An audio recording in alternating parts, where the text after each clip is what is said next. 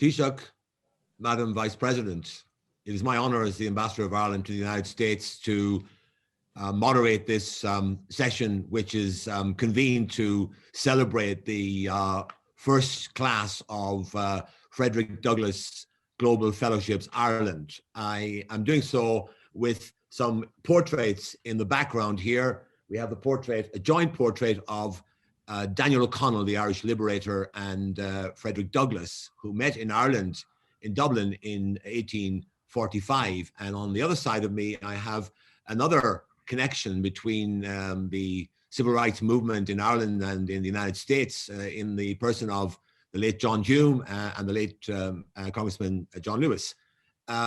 So the purpose here is to enable you, Taoiseach and Madam Vice President, to meet with the fellows who have gathered here and to hear from also from our partners in the Council for International Education Exchange, and indeed also to hear from the artist Nicholas Smith, and last but not least, Nettie Washington Douglas, the great-great-granddaughter of Frederick Douglass. But first of all, Taoiseach, if I may hand over to you to say a few words about this exciting new program that we have decided to support this year. Thank you, Ambassador Mulhall, and I am delighted to have this opportunity to meet with the inaugural class of Frederick Douglass Global Fellows Ireland. Arriving in my hometown of Cork 175 years ago, Frederick Douglass was greeted with a song whose refrain ran, "Now céad míle fáilte to the stranger, free from bondage, chains and danger." From Ireland today, I want to wish you all a céad míle fáilte, which means 100,000 welcomes. Douglass spent 4 months touring our island. As he ready to leave, he reflected that they had been amongst the happiest moments in his young life. He said he had undergone a transformation and lived a new life.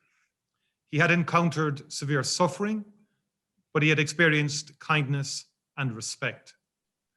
With poignancy, he said, "I find myself not treated as a color, but as a man, not as a thing, but as a child of the common Father of us all." What he did not and could not know was that 175 years later, his legacy would be very much alive in Ireland. He gave to Ireland every bit as much as he took with him as he left. The Ireland Douglass visited was on the cusp of tragedy. The Great Irish Famine, which began that year, killed more than 1 million people and drove as many again to become immigrants fleeing Ireland, President Biden's ancestors amongst them. 175 years on, ours is no longer a country of mass emigration. We are looking now that the greater flow of people is into Ireland, not out. As a nation, we are far stronger for the diversity that now powers and enriches Ireland, just as America is. Ireland is changing in a positive and inclusive way. As we do so, we are inspired by Frederick Douglass and what he stood for. Building a truly equal society is not easy. As you step forward as leaders, you will need courage for the task. You will also need to be resilient and persistent. But as Douglass said, if there is no struggle, there is no progress. All of us who value and respect Frederick Douglass's legacy and who cherish diversity need to stand up every day for equality and against intolerance.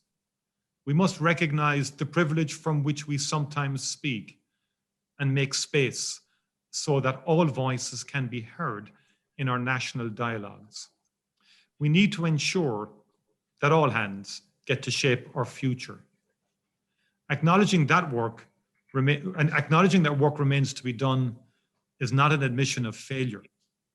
Rather, as Amanda Gorman said of America, it is a recognition that it isn't broken, simply unfinished. That holds true for Ireland too. When Frederick Douglass met the great Irish liberator and abolitionist Daniel O'Connell, neither could have known what an impact the other would come to have on their thinking and their lives. It is in that spirit that we look forward especially to welcoming you all to Ireland so that you can engage with your counterparts in Ireland, so that you can support and challenge each other, learn from each other, and enrich each other, and forge together the next generation of friendship between Ireland and the United States of America. I'm particularly delighted that when circumstances permit, you will be visiting my hometown Cork, which among its many charms and attractions is also a sister city of Vice President Harris's San Francisco. There you will see a plaque to mark the visit of Frederick Douglass, and indeed a less formal but much loved street mural of Douglass. From Ireland on St. Patrick's Day, my sincere congratulations to you all, and I look forward to wishing you Céad Míle Fáilte to Ireland. Thank you. Madam Vice President, would you like to say a few words to the fellows, the Frederick Douglass Fellows? I will. Thank you, Mr. Ambassador, and happy St. Patrick's Day to everyone gathered here. I'm looking at the screen to see all of the faces of our young leaders. I'm so proud of you. I'm so proud of you. And Taoiseach, we spent the morning together talking about the challenges and the hope that we share, knowing what is possible when we are committed to democracy, when we are committed to fairness, to equality. And I really enjoyed our conversation this morning. And Taoiseach, I thank you for that. It was really an honor to meet with you today to discuss our friendship and the friendship of our two countries, our shared values, and our shared commitment to helping people worldwide reach their full potential. And I know it is in that spirit that Ireland's Department of Foreign Affairs is co-sponsoring this year's Frederick Douglass Global Fellows. On behalf of the United States, thank you. So this fellowship program, led by the Council on International Educational Exchange, gives students in the United States, students of color, the opportunity to study abroad. Miss Nettie Washington Douglas, who is here with us today, has supported this program since its inception. I'm sure she'd agree, given her great-great-grandfather's time in Ireland, that this year's fellowship program is very special. Frederick Douglass, the great American statesman, traveled to Ireland, as the Taoiseach said, over 175 years ago. He traveled to Ireland to avoid being recaptured into slavery. So he was seeking safety and refuge. And there he crossed paths with the Irish abolitionist, Daniel O'Connell. And for the first time, Frederick Douglass felt truly free. In his own words, in Ireland, he was not treated as a color, but as a man. I have this sculpture of Frederick Douglass on loan from the Howard University Gallery of Art that reminds me of who he was and what he stood for. Many of you know that. Like a few of this year's fellows, I attended Howard University, a school that was founded at a time when few recognized the potential of Black students to be leaders. At HBCUs, in fellowship programs like this, students of color are prepared to lead, like Frederick Douglass in Ireland. You can come as you are, and you can leave who you aspire to be. So to the fellows here today, congratulations. Your nation is so proud of you. You will travel, you will create friendships around the globe as an extension of the work that we do as a country to inspire and to work on and to build on the friendships we have around the world. And hopefully when you're in Ireland this summer, walking in the footsteps of that great American Frederick Douglass, remember that you are great. You not only have the capacity to be great, you are great. And you are walking in great footsteps. He imagined, I'm sure, in those days when he was in Ireland, that you would be coming behind him. So I'm counting on all of you to live up to that potential. And again, to the Taoiseach and the Irish people, thank you for sponsoring this fellowship and supporting these students. Together, may we build on the legacies of Frederick Douglass and Daniel O'Connell and John Lewis and John Hume and all of those who have fought for freedom. Thank you all. Thank you, Madam Vice President, for those inspiring words, which I know will send the students away with a spirit in their hearts of what they can achieve when they go to Ireland and thereafter in their careers. It's now my pleasure to introduce Nettie Washington Douglas. We met for the first time at the home of Daniel O'Connell some years ago in Carrick in County Kerry. And we shared a platform that day, and I talked about O'Connell and his European reputation that during his lifetime, and Nettie spoke about his connection with Frederick Douglass. Nettie, would you like to share some points maybe about the relationship and the impact that Daniel O'Connell had on Frederick Douglass, your distinguished great-grandfather? Thank you so much, Ambassador. Excuse me.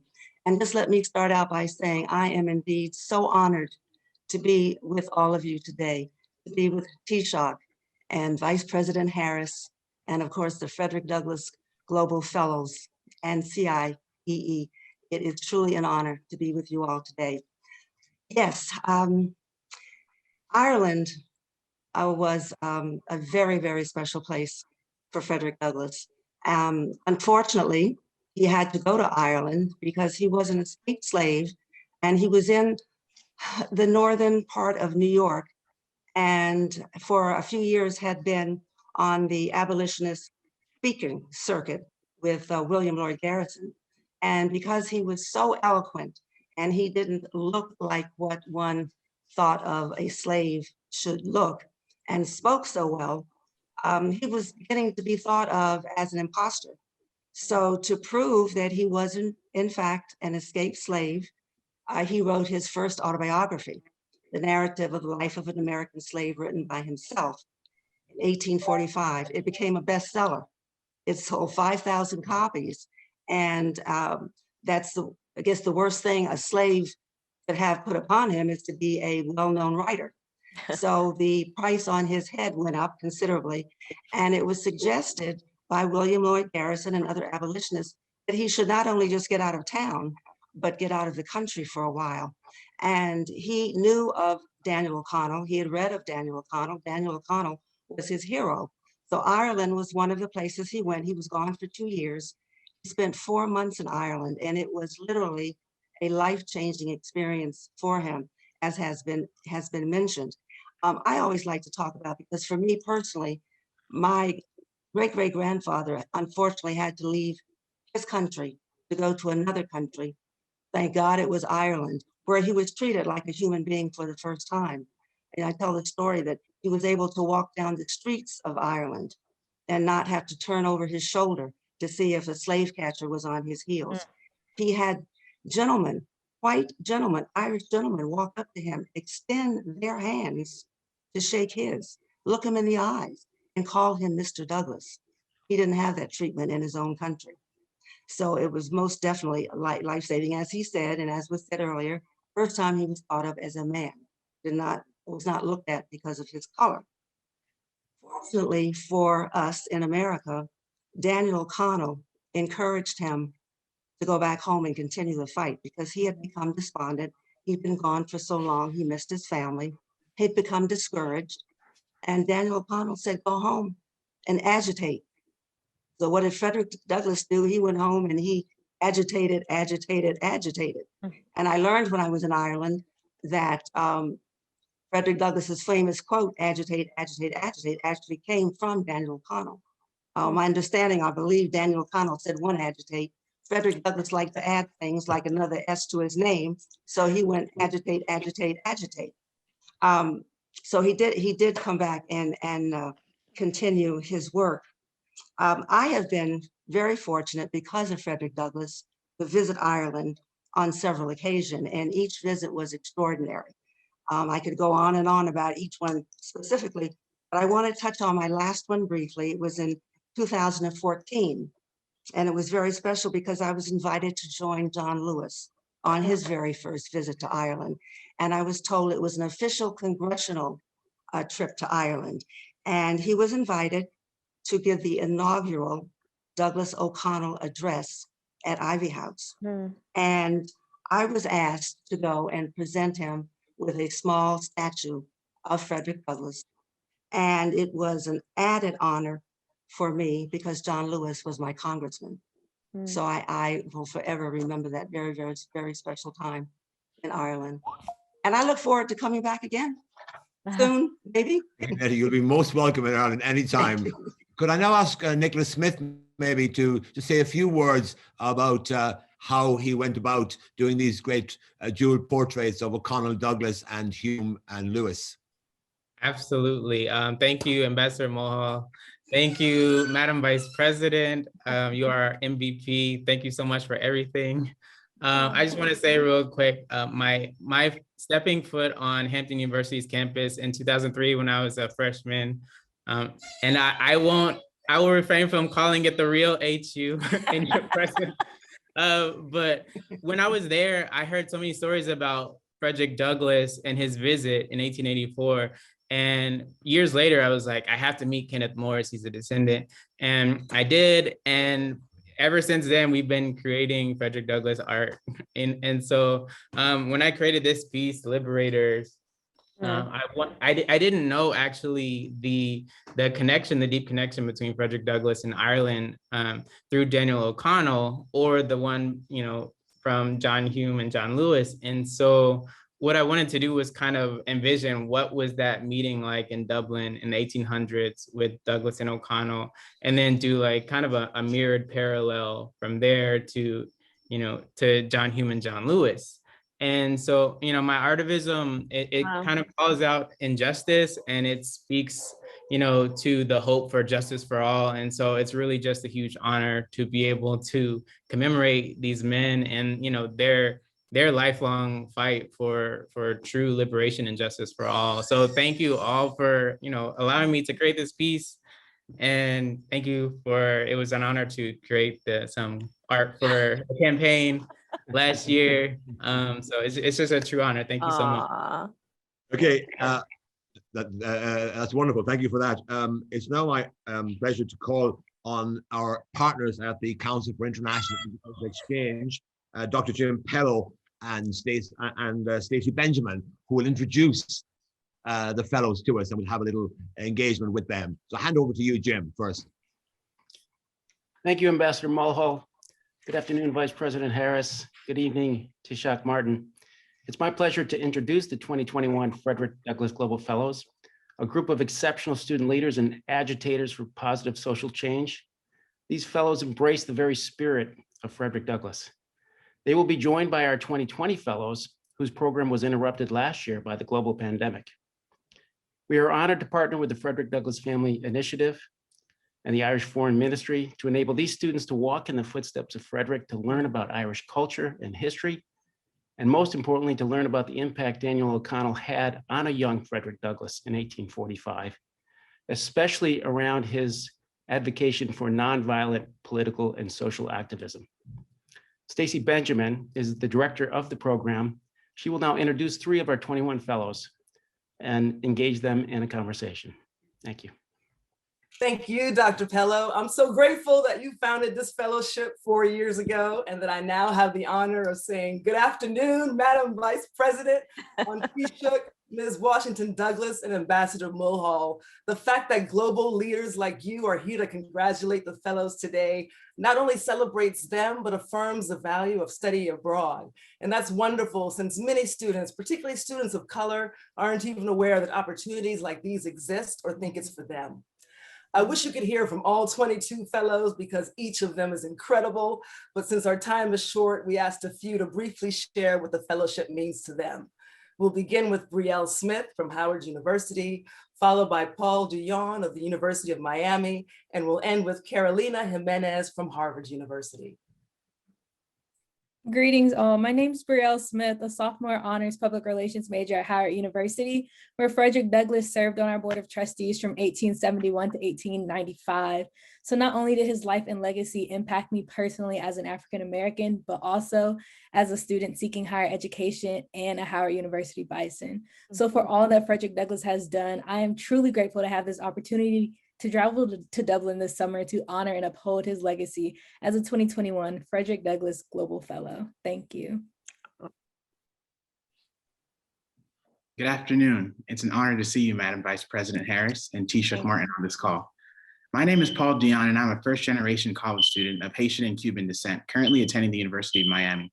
Being the age Frederick Douglass was when he escaped slavery, 20 years old, I believe the same strength, power, and faith that he possessed the day he fled and boarded the train in Baltimore rests within me today. Because of this, I believe there is nothing stopping me from creating change like he did. I firmly believe that it is time for the youth of my generation to be the change that we seek. We are the future political, religious, economic, and world leaders. As Frederick Douglass found his Daniel O'Connell in Ireland, I believe this program will help me and other fellows expand our network of like-minded peers and professionals and help us find our Daniel O'Connells to ignite a fire in our hearts to be agents of change. I cannot be the next Frederick Douglass, but I can be Paul Dion and can make a difference in these United States in my own way. I do this for my family, my community, and my beloved country. And I know this program will help me remain committed to continually and wholeheartedly balancing the scales of justice. I am so grateful, overjoyed, and overcome with emotion. And I truly thank you all for this magnificent opportunity. Through us and by us, change starts now. Thank you. Well done. Good afternoon. My name is Carolina Jimenez. I am a rising senior at Harvard University. First, I would just like to say thank you so much for taking the time to speak to us today. It's an honor to have been selected as a fellow. After such a challenging year in which our opportunities to travel, meet new people, and interact with others has been so limited, I am very excited to travel, meet, and learn from the other fellows as we commemorate the 175th anniversary of the meeting between Frederick Douglass and Daniel O'Connell that profoundly impacted Frederick Douglass and helped shape his legacy. The opportunity to travel internationally is a privilege, and as a first-generation Latina college student, I'm extremely grateful to be able to use travel as a vehicle for leadership opportunities and cross-cultural exchange. Right now, in a time when the United States has been undergoing a much-needed racial, social, and economic reckoning, and most recently, an alarming rise in hate crimes against the Asian American community, I hope to be able to use the many lessons I will learn and experiences that I will gain through this fellowship to continue to advance positive change in the United States upon my return. Thank you so much. It's been an honor to be here with you today. Well done. Taoiseach, Madam Vice President, I don't know about you, but I certainly found that inspiring. I'd love to have heard from all 30 of the Frederick Douglass Global Fellows Ireland, but sadly we had to make do with those wonderful representatives of this class. And I don't know if the Taoiseach or the Vice President would like to say anything before we conclude our function. First of all, Madam Vice President, or please you go and I'll follow. Okay. First of all, just say how inspired I was by those contributions, and to say that I really look forward perhaps to meeting all of you fellows in Ireland when you arrive, and we can engage and discuss various issues, and we will certainly do everything we possibly can to facilitate your visit, but also make it a very worthwhile experience academically, but more importantly, culturally and socially as well, and that you enjoy the best of Irish hospitality and friendship, and that the visit becomes a catalyst for your journey in life, and particularly always keeping at the heart of your life a sense of justice, fair play, and basic decency, and always respecting the dignity of your fellow human beings. Thank you, Taoiseach. And I'll just close saying that, you know, you students, you young leaders, you understand that each of us stands on very broad shoulders of the people who came before us. And in this case, we honor the life, the legacy, the courage of Frederick Douglass. And I meant what I said. Know that when he walked the streets of Ireland, he imagined that you would walk behind him. That was part of his courage and his vision for his country and for our world. And so to walk in his footsteps, you carry a legacy that requires you, and you've already figured this out, to speak truth, to see what is happening in the moment in which you live, to understand that life is a relay race, and Frederick Douglass passed you a baton. And the question will be, during your part of the race, when you're carrying the baton, what will you do with it? And you all have made a decision that you're going to carry it in a way that is about speaking to civil rights, speaking out against injustice, speaking in favor of building democracies and building bonds. You all have chosen that life, and we couldn't be more proud of you and what you are doing right now. And so carry on, do it with joy, continue to have the courage you do and the commitment and the optimism. And remember that this fight, this ongoing struggle for all that Frederick Douglass, all that they fought for, it continues with each generation. That's what makes it strong and enduring. And you all have figured that out. So go travel well and know that your country and all of us are so proud of you.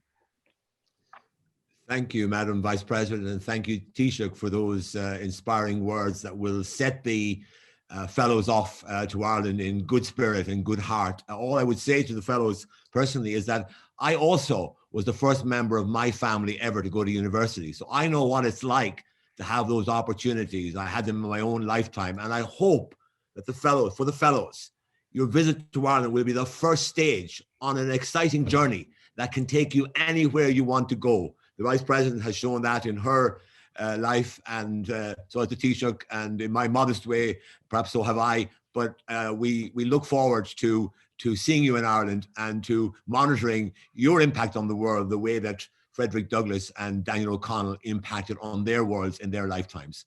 So thank you very much, Madam Vice President, Taoiseach, for taking part in this event. It's been a spectacular event, and it's certainly left me with a great pep in my step for the rest of St. Patrick's Day. Thank you very much. Gonna be le maith Claire. Thank you, Dan. Thank you. Thank you. Happy St. Patrick's Day. Thank you. Thank you. Thank you.